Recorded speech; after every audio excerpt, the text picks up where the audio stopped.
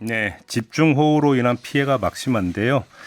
그 여파가 갑자기 4대강으로 번지고 있죠. 4대강 사업이 다시 소환되고 있습니다. 그래서 저희가 어제 전문가 한 분 모시고 인터뷰 진행을 했는데요. 오늘 또 한 분 인터뷰 진행하도록 하겠습니다. 어제 연결했던 분과는 좀 다른 입장을 갖고 있는 분인데요. 한강 유형물 관리 위원장을 맡고 있는 성균관대학교 전경수 수자원 전문대학원 교수 전화로 연결하겠습니다. 나와 계시죠?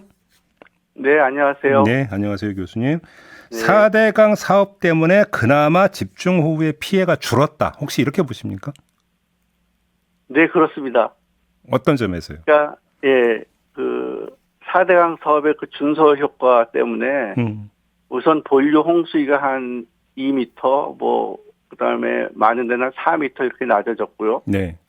그거에 따라서 이제 본류를 유입하는 지류의 그 하류 구간, 그 수위도 함께 낮아졌습니다. 예. 그리고 또 그 4대강 본류나 지류 하류 구간에 인접한 지역이요. 그러니까 제네지라고 부르는데, 그 하천 바깥쪽에 이제 우리가 살고 있는 그 지역에 그 배수가 또 원활해져서 그 내수 침수 피해가 저감되는 효과도 있고요. 그래서 전반적으로 하여튼 4대강 사업으로 홍수 피해가 줄었다. 이거는 분명한 사실입니다. 이제 좀 단순화하면 이제 보가 설치가 됐고 이 보가 거대한 물그릇 역할을 하다 보니까 그래서 범람을 막았다. 뭐 이렇게 이해를 해도 되는 겁니까, 교수님 말씀은? 아니, 그런 얘기는 아니죠. 아, 그건 아니고? 예, 보가 물그릇 역할을 한다는 건 아니고요. 그러니까 그 홍수 저감 효과가 생기는 거는 준설 효과로 홍수가 낮아지는 거고요. 보는 좀 다른 목적을 갖고 있습니다. 준설이라는 게 이제 강 바닥을 긁어내서 이제 깊이를 이제 깊이하는 거 그렇죠. 이거 말씀하시는 거죠? 네, 그것 근데 때문에 홍수가 낮아지죠. 그 네. 관련해서 어제 연결했던 교수님은 그러니까 바닥을 파낸다 하더라도 이게 그러니까 상류에서 계속 어떤 뭐 토사물 이런 것들이 내려오면서 퇴적이 되기 때문에 그건 일시적인 현상일 뿐이다 이렇게 지적을 하시던데 어떻게 봐야 되는 겁니까? 물론 이 준설이라는 게 어떤 영구적인 수단은 아니죠. 그래서 준설은 그 정기적으로 하는 거고요. 네. 예를 들면 한강의 서울시가 부강 같은 경우에도 정기적으로 준설합니다. 근데 이제 4대강의 경우는 그 준설 규모로 볼 때 그 다시 재퇴적돼서 준설 효과가 소멸되기까지는 꽤 오랜 시간이 걸릴 거다. 이렇게 보는 거죠. 그러면 4대강 사업을 할 때 했던 준설 작업이 아직도 효과를 발휘하고 있다 이렇게 보시는 겁니까, 교수님? 아직은 효과를 발휘하고 있죠. 아, 그래요? 네, 그렇습니다. 그러니까 일정하게 퇴적이 됐다 하더라도 준설 작업 이전보다는 강바닥이 더 깊어졌다 이런 말씀이신 거죠, 정리하면? 그렇죠. 그때 준설 규모가 컸기 때문에 네. 재퇴적되는데 시간이 상당히 오래 걸릴 것 같던 거죠. 벌써 한 10년 이상 됐지 않았습니까? 보가 물그릇 역할을 한다라고 하는 것은 어떻게 봐야 되는 겁니까? 보는 그러니까 그 우선 보는 우선 그 기본적인 기능이 네. 그 보 상류 하천의 수위를 유지하는 거고요. 네. 수위를 유지해서 이제 경관이나 침수 공간을 조성하고 그다음에 그 제네지의 그 지하 수위를 유지하는 기능을 하고요. 네. 또 이제 극심한 가뭄 때는 그 상류 물을 이제 비상용도로 활용하는 것도 이런 계획도 정부에서 지금 수립하고 있는 걸로 알고 있습니다. 그러면 지금 교수님께서도 보가 거대한 물그릇 역할을 해서 그 물을 가둬놓기 때문에 범람을 막는다는 주장으로까지는 연결이 안 된다. 이 말씀은 교수님도 동의하시는 것 같은데 그렇게 이해를 해도 되는 겁니까? 아주 보는 거대한 물그릇은 아니죠. 네, 그건 이제 댐의 경우가 거대한 물그릇이고요. 그러니까요. 어제 그 교수님도 똑같은 말씀을 하셨는데 댐이라면 모르겠지만 보는 아니다 이렇게 말씀하시더라고요. 그렇죠. 보가 물그릇 역할을 하기 때문에 홍수 예방하는 게 아니고. 네네. 준설 효과다. 때문에 홍수 예방 효과가 있는 거고. 예. 이제 그러다 보면 또 무슨 얘기들 하냐면 그런 보가 있으면은 오히려 홍수가 상승되지 않냐 이제 이런 얘기도 하거든요. 네네네. 근데 이제 홍수 때는 문을 전부 열기 때문에 보가 있음으로 해서 홍수가 상승되는 정도는 아주 미미하다. 알겠습니다. 이런 거죠. 보와 관련해서 이 질문까지 드려볼게요. 그러니까 환경단체를 중심으로 어떤 주장이 나오고 있냐면 집중호우가 지속될 경우에 4대강 보들이 매우 취약할 수 있다. 그러니까 홍수 때 대형 보가 장애물이 돼서 급류를 유발하고 주변 땅을 깎아서 제방까지 무너뜨린다. 이런 우려가 있다라는 주장을 한다는데 어떻게 보세요? 그건 무슨 얘기인지 잘 모르겠는데요. 아니, 근데 아까 말씀드렸지만 저 홍수대 수문을 열기 때문에 그게 장애물이 되지는 않습니다. 예. 근데 그 보가 수문을 설령 열다 하더라도 물의 흐름을 일정하게 막는 건 사실이잖아요. 보로 인해서. 그렇지 않습니다. 거의 막지 않죠. 그러니까 문을 다 열었다는 거는 네. 거의 보가 없는 상태로 봐도 되는 거거든요. 그러면 보가 급류를 유발할 가능성은 제로다 이렇게 보시는 겁니까? 그렇게 생각하지 않습니다. 뭐 하천 유수 소통에 지장을 줄 만큼 네. 보가 어떤 그 부의 작용을 한다. 그런 거는 아니죠. 그러면 조금 전에 교수님이 말씀하신 것처럼 보가 일종의 상류 수위를 상승을 시키는 부분은 말씀하셨는데 그게 제방을 무너뜨릴 가능성은 어떻게 봐야 되는 겁니까? 상류 수위를 상승시킨 정도가 아주 작다는 거죠. 작다. 네. 무시할 그러니까 정도다. 이런 겁니다. 지금 사대강 사업 준설에서 홍수위를 한 2m에서 4m 낮췄는데 네.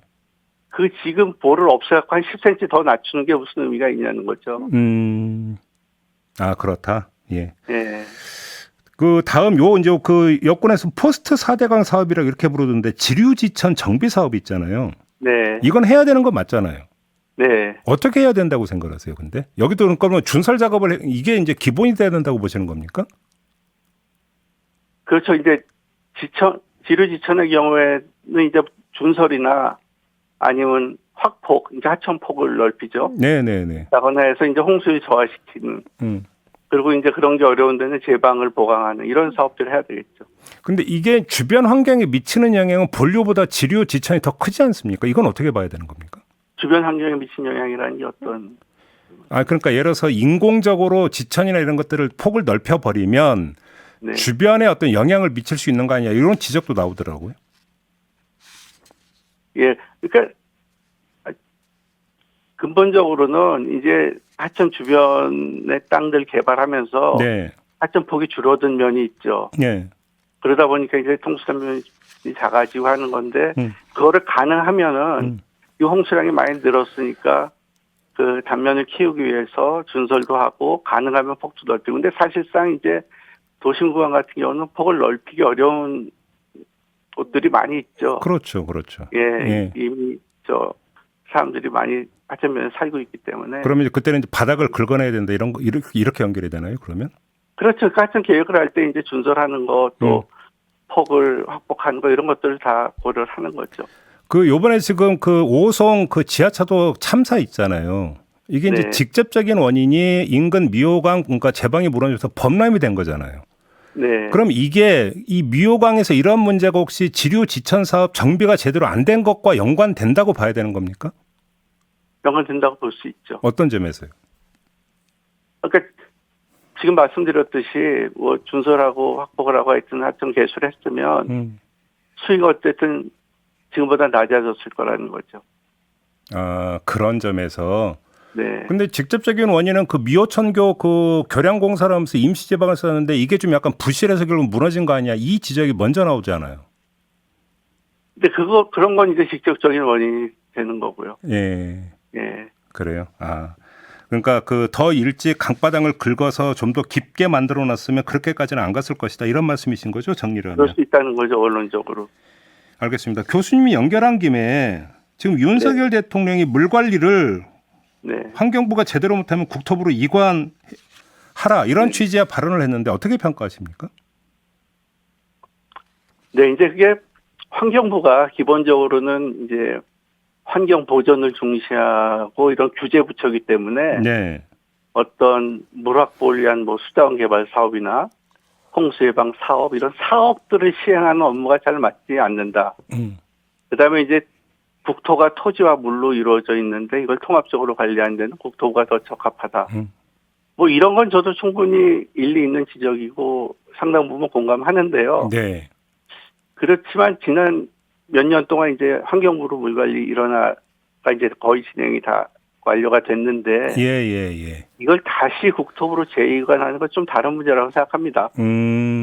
이렇게 하려면 뭐 다시 대규모 조직 개편도 필요하고 또 야당은 또 재이관 반대할 거기 때문에 그 실질적으로 정부조직법을 개정하는 것도 어려울 것 같고요.